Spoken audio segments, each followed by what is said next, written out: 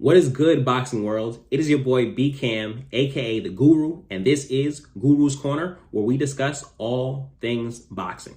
So without further ado, let's go ahead and jump into it. And this past weekend on PBC pay-per-view, it was Keith Thurman versus Mario Barrios. Now, the fight being on pay-per-view is questionable, but that's another conversation for another day. We had a bunch of questions that needed to be answered about Keith Thurman, who had been out the ring for almost 2 years after his loss to Manny Pacquiao. We needed to know, does he still have it? And we know what it is. We needed to know, does he still have it? And with the resounding answer, he gave us a yes. He does still have it. He looked really good over 12 rounds. He showed us a bit of everything that's always been Keith Thurman. Speed, power, movement, a weak chin at times, but overall, he looked good, and now he looks for a showdown against some of the top names in the division. You think guys like Teron Ennis, Errol Spence, Terrence Crawford, Yordenis Ugas, maybe even Virgil Ortiz. If he's able to pull any of these top names into a fight with him later this year, that is automatically a huge fight that probably does deserve to be on pay-per-view. So I'm excited to see where he goes next.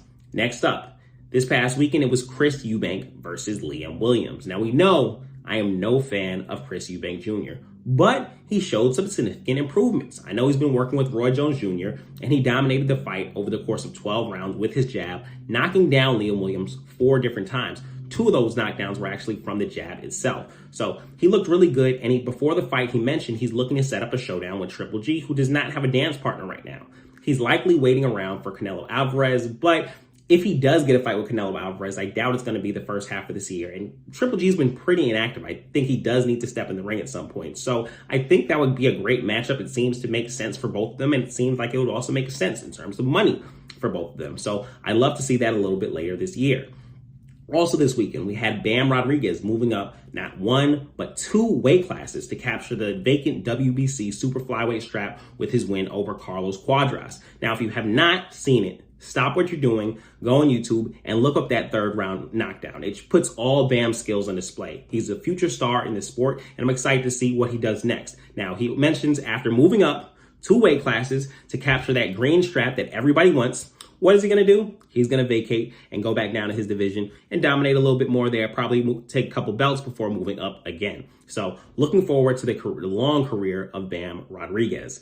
Lastly, we had Clarissa Shields versus Emma Kozin. Now, Clarissa Shields showed off some new and improved body work, which he said was inspired by Amanda Serrano, but it wasn't really about the fight. She took a wide points decision. We wanted to see if she can get the knockout. She certainly went for it, but she can never get it.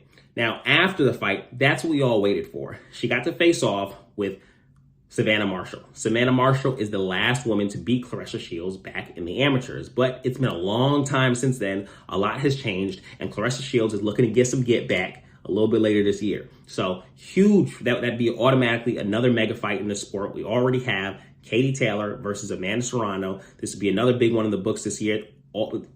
It puts eyes on women's boxing. And when you're putting eyes on the sport and you're growing the sport, you're doing something right. So shout out to these women who are stepping up and making the big fights.